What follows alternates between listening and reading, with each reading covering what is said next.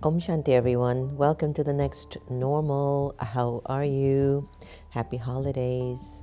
As we move into this holiday season, I think many of us are making sincere efforts to create a new year with a new sense of understanding or an awakening in you. At least I know I am. I've been doing it for quite some while. Yesterday around breakfast, I was talking to the family and I was saying, I remembered years ago, Baba, energy of God's light, not Brahma Baba, but the energy of God's light. I remembered the way it worked through me when I was younger.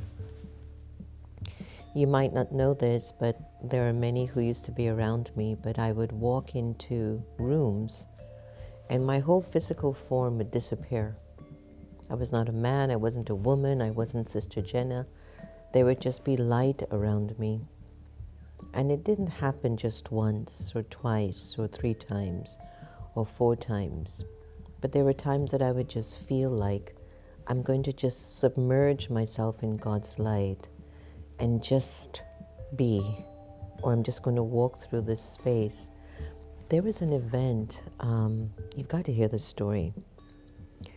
I was attending the United Religions Initiative meeting at St. Albans Episcopal Church, which is nearby the Washington National Cathedral. The cathedral is one of the 6th largest churches in the world.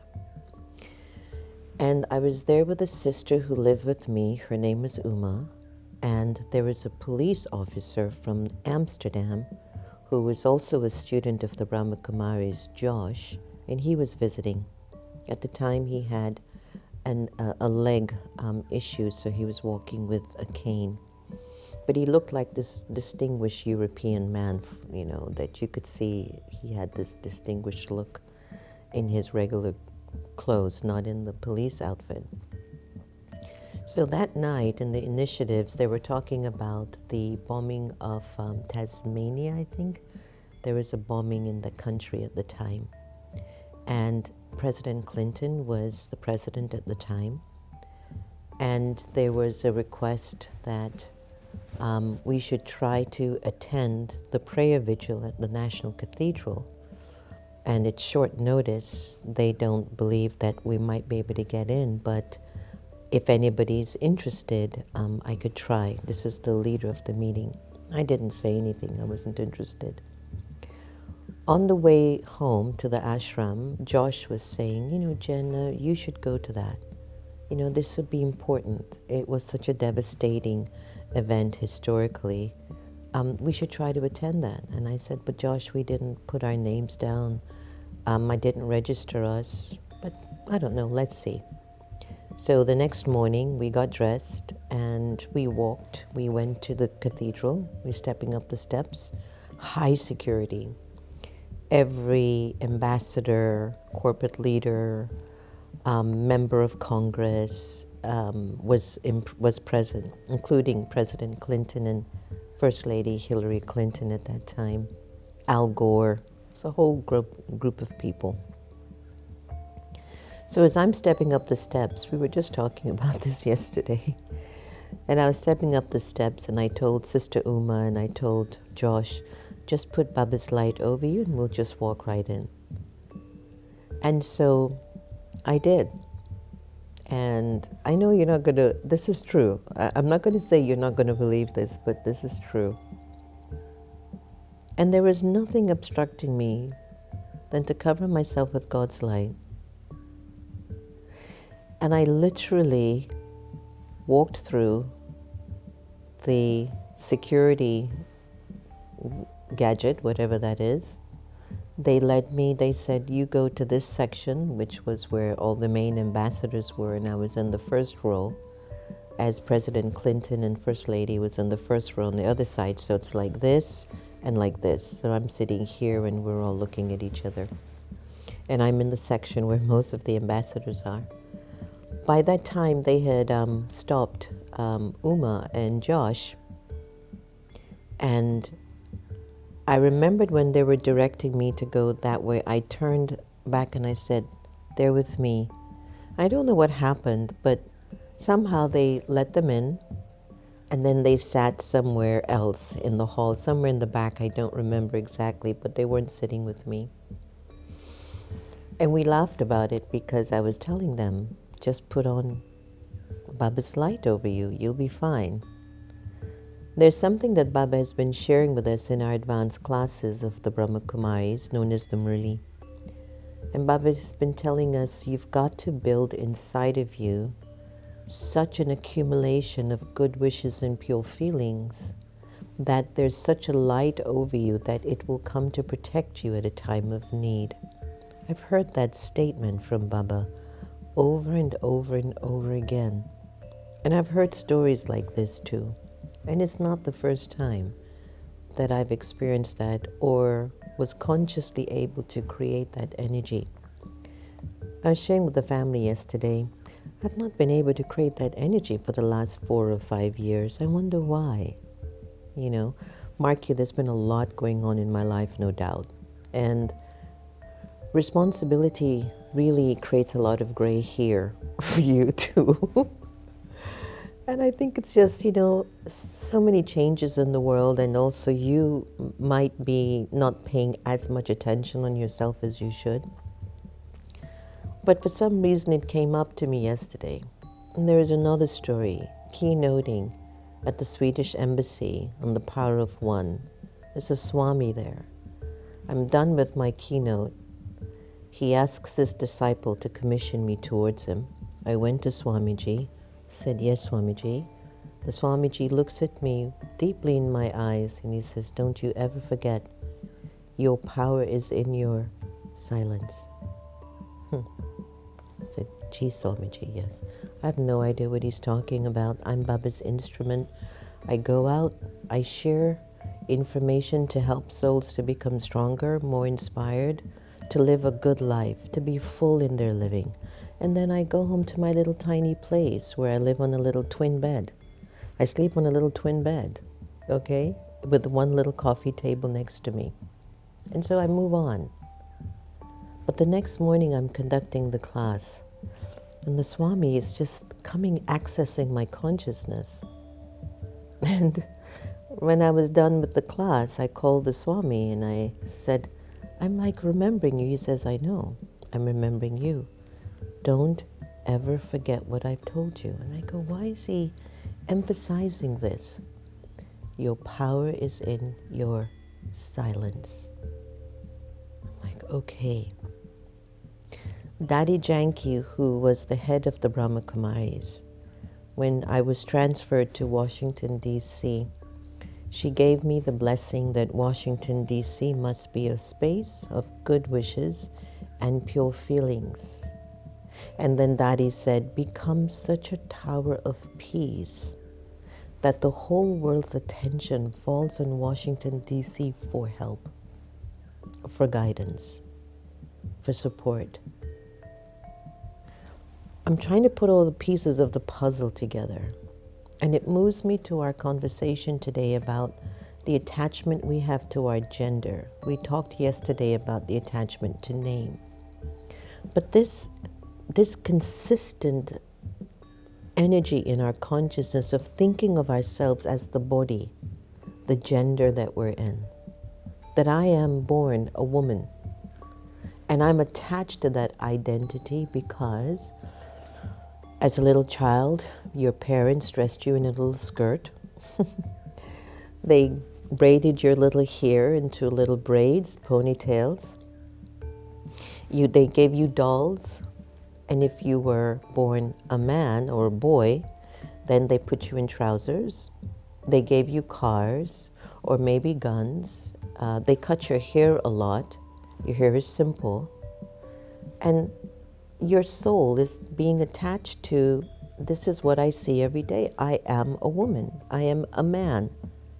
And now you are in a particular situation, I know in the US, where individuals are born feeling that this is not my gender. I don't belong in this gender.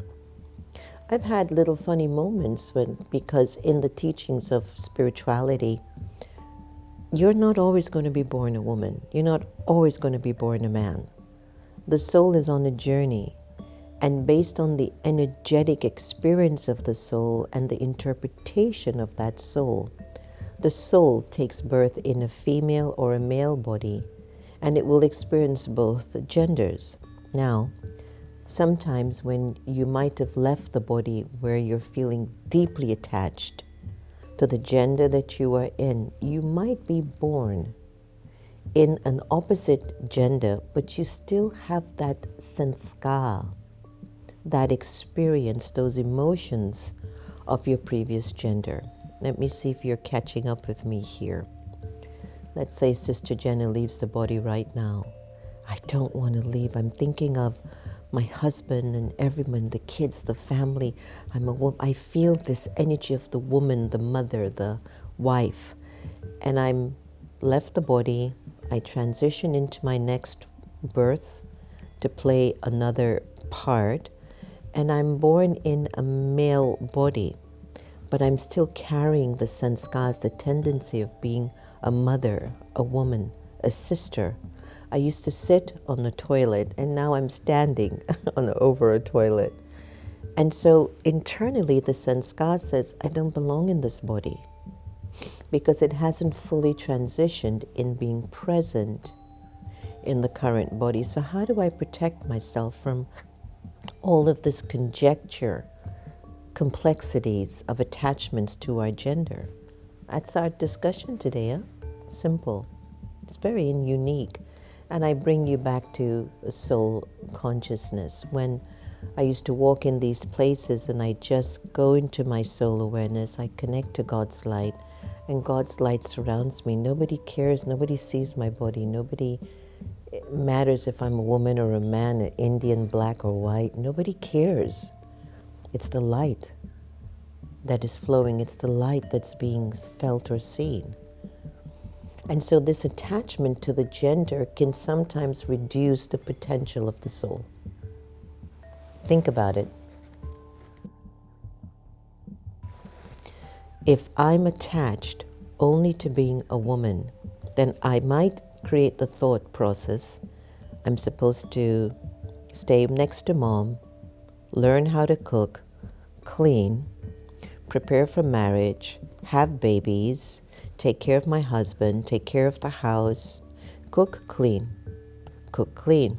I can't tell you how many housewives I've met who've been through divorces, and when they filled out their CV, their resumes, even if they're educated, they could be doctors or engineers, when they fill out their resumes after being married for 10, 15, 20, 30 years, the only thing they say is, well, I'm a housewife and I ran my home and I took care of my kids, but for a job, the job says, you're not qualified. I've even heard when some women get divorced and they have to go and find a job, the lawyers tell them, why don't you get a job as a housekeeper? I'm not saying a housekeeper is bad, but this was an educated woman one time before she got married. They say, why didn't you get a job as a housekeeper? Why didn't the lawyers say, I can see you're intelligent. Maybe do a 6-month course because you have the capacity. Get in the game again. Get up and get going. In his consciousness, why didn't you get a job as a housekeeper or a maid? It's the interpretation. And imagine if your spouse is living with you in the house and he thinks you're only good for cooking, cleaning, taking care of the kids, taking care of his physical or sexual needs. He doesn't think of you as a potential of growth. And I'm not saying all men are like this. I'm saying in some cases. So you're living in that household. You have dreams. You feel like you could do more. You feel like you can drive, you can act, you can climb a building, you can build a building. But in the home, the kids say, you're just my mommy. The husband says, you're just my wife. You take care of that. Spiritually, you can't evolve out of it. Now, even as a man, let's say you're attached to that role. You might, I'm not a man in this birth, but there might be this thought or feeling, I have to keep showing up. I have to keep providing. I've got to look like I'm strong here, even though I'm scared inside. I'm the protector. I have to fight for this. If I don't have that image of control or power, no one's going to believe in me. No one's going to invest. It's a lot of stress. Just because I'm attached to my gender. Now let's turn this around and look at attachment to the soul awareness of your being in the role of a man, in the role of a woman. I'm attached to being soul aware. I'm attached to my virtues, my spiritual powers. Now, I'm in the body of a woman. I'm in the body of a man. What can you not do? You look at the potential of women today, and even though they're not getting the same pay raise, and even though they're not being voted as presidents of the United States of America, is not to say that they're any less. It's a food for thought here. It's not about being a man or a woman, especially in these times. It's about the attachment to your values, your virtues, your integrity, your ethics, your spirituality, your divinity as a person that will prevail despite your gender. So the conversation today is, do I still need to be attached to my gender? There are women who are going into space. There are women who are racing cars.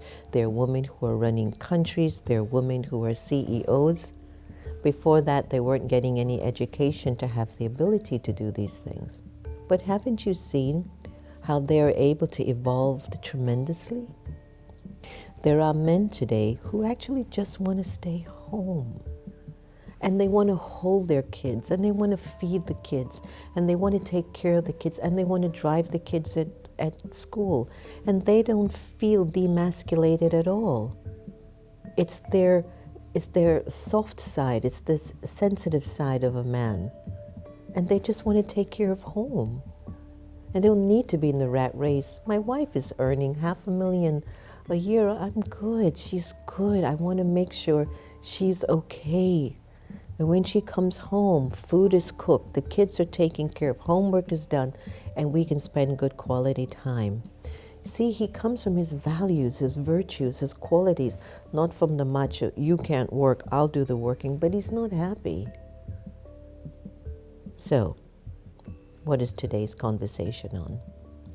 It's okay, your gender is fine. But bigger than your gender is to be attached to your virtues, your principles, your qualities, your ability to soar, your attachment to God's light, and allowing that energy to transcend through your gender. And that will be great. We'll have the perfect man and the perfect woman in the world if you allow God's values and virtues and divinity to flow through you. It would be such a beautiful world. So let's take some time and do a little meditation on letting go, which is the meditation I'm playing for the whole week, because I want you to feel the difference of when you're detached from these labels that we're so attached to, you will actually maybe feel the essence of who you are. Take a deep breath in. Enjoy.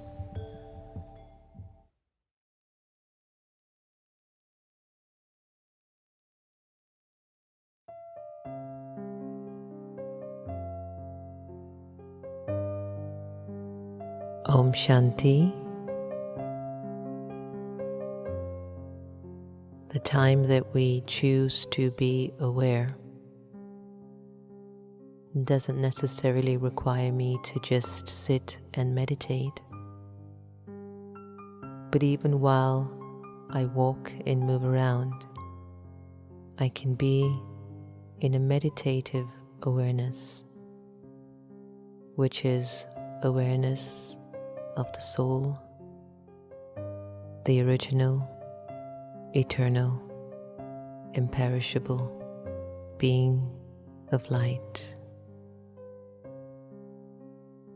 For a little while, I'd like to invite you to be present, to be here, and to be now. Allow your mind to settle in the moment, to relax. This meditation is about awareness. It's about becoming aware of your original and eternal self. It's about connecting to your truth.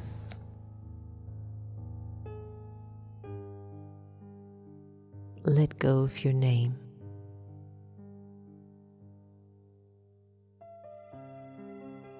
And observe yourself feeling nameless.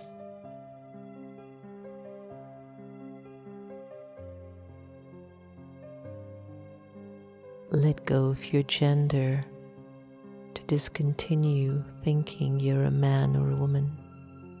Let it go and observe how you would feel walking around without a gender. Let go of the role that you play and let go of the titles that you own. Observe how you're feeling as you are gradually letting go.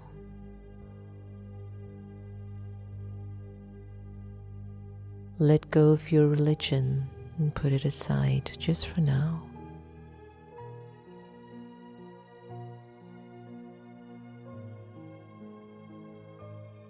And let go of your nationality and even the language that you're accustomed to.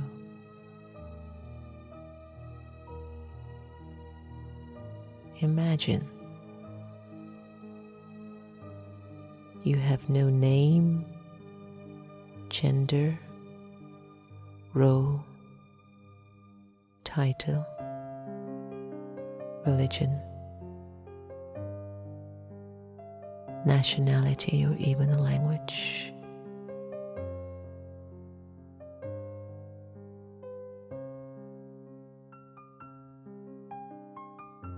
Ask yourself, how do you feel at this moment?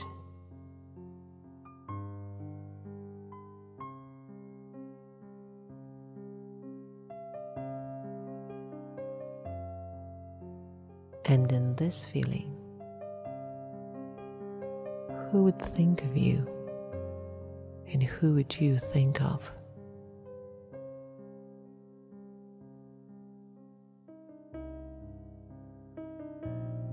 The Supreme Soul would think of you,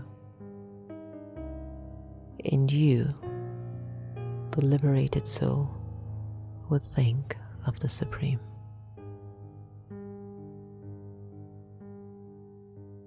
In this state of absolute freedom, I am truly who I am. A free, peaceful, pure,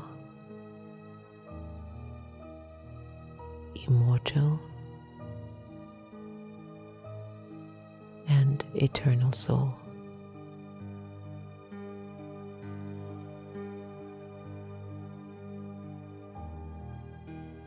Allow yourself to just be absorbed in this awareness.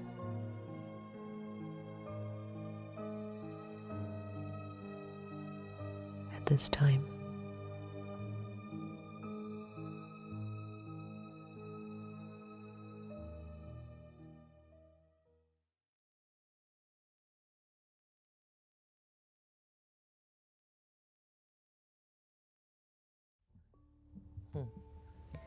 so that practice, I want you to keep playing that meditation over and over and over again until you experience the essence of the soul. Because I'm moving into AI right now, awakened intelligence, to even look at what's the significance of being detached, from a gender or attached to it. Like, what is it that we learn? And in the meditation, it'll help you to let go more. So is there benefit in being detached from your gender spiritually? What a great question. Thank you. Yes, there can be significant spiritual benefits of being detached. In many spiritual traditions, transcending attachment to gender can help individuals focus on their essence. Let's take a look at some of the benefits. Connection to universal identity. Number 2, freedom from societal expectations. Number 3, enhanced compassion and empathy. Inner peace. Access to balanced energies. This is huge. Continue. Focus on eternal truths. Break down dualities. And while detachment from gender can be beneficial spiritually, it doesn't mean denying or rejecting one's physical existence. It's about recognizing that gender is part of the human experience, but not the entirety of who you are. Got that, everyone? Embrace this perspective allows for deeper spiritual realization and connection to universal consciousness. And that's why this week we're focusing on detachment and how attachment actually really warps the way we interpret things and ourselves. I'm going to move to our Sister Gita, the Sister Gita effect, where attachment turned into such deep love that for so many decades we served together as best friends and as instruments to uplift humanity. Here's the Sister Gita effect.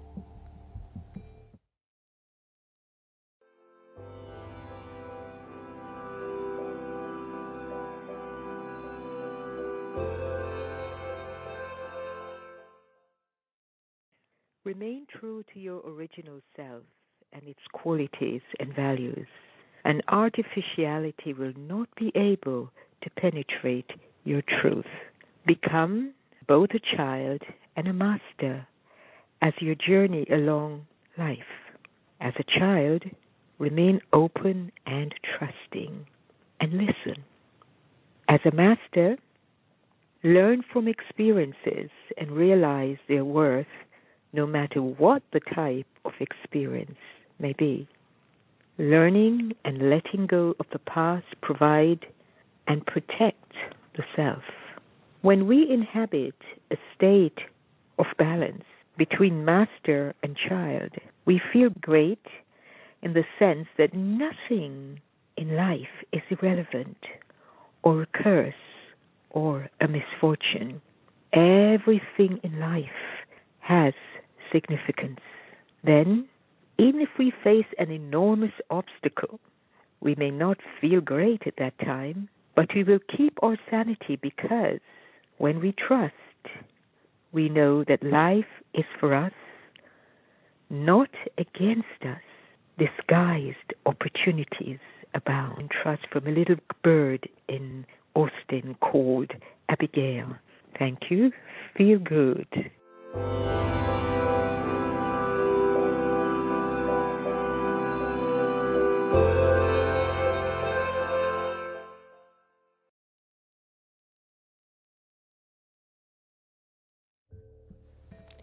Thank you, Sister Gita. Such a loving spirit, such a beautiful spirit. Well, I hope I've shed some light on detachment of gender. And actually, when you're detached, you're actually in love. The love of the soul emerges. And when there's love, you take care of your body. You treat it with respect and royalty. You dress it with dignity. You don't dress it cheaply. You dress it with respect and love. All right? Everything's okay? All right. I want to say hello to the gang outside.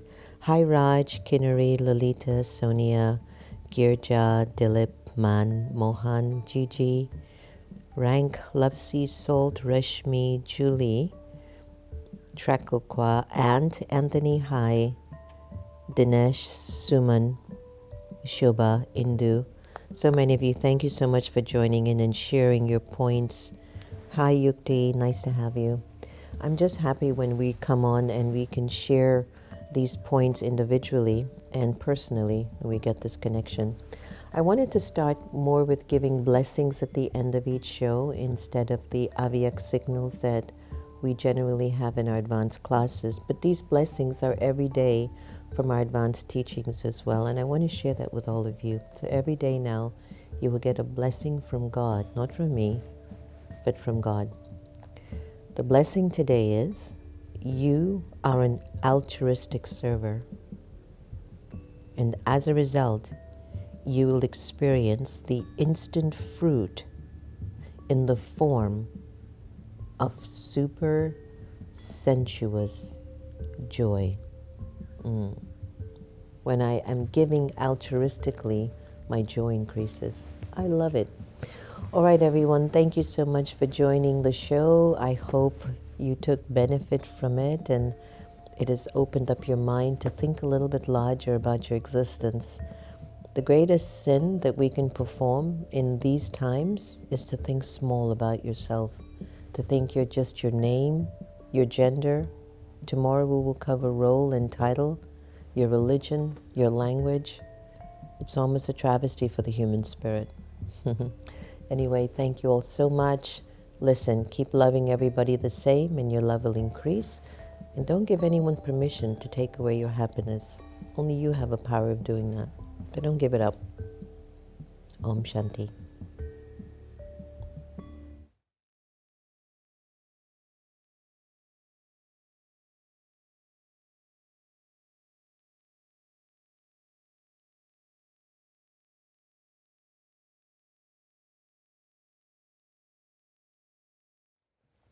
I just wanted to mention our very dear friend Nikki Giovanni passed away yesterday. And I just wanted us to hold a moment with her. That's Nikki Giovanni and my mom, Sister Gita. It's on my post on Instagram. What a powerful soul she is. And so we'll just give a few moments of good wishes for the soul. Santosh, could you play it again one more time for me? I'm so sorry, I totally... So Nikki Giovanni was a very well-known civic rights leader and poet. Beautiful being.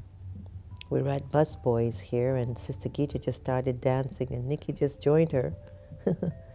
It's funny, all those three souls have left their bodies and are playing another part now.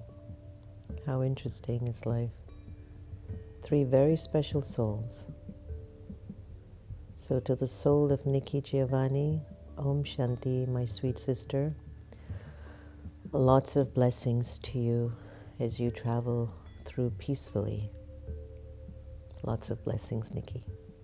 You will be missed, but you've left behind such a legacy. Lots of love.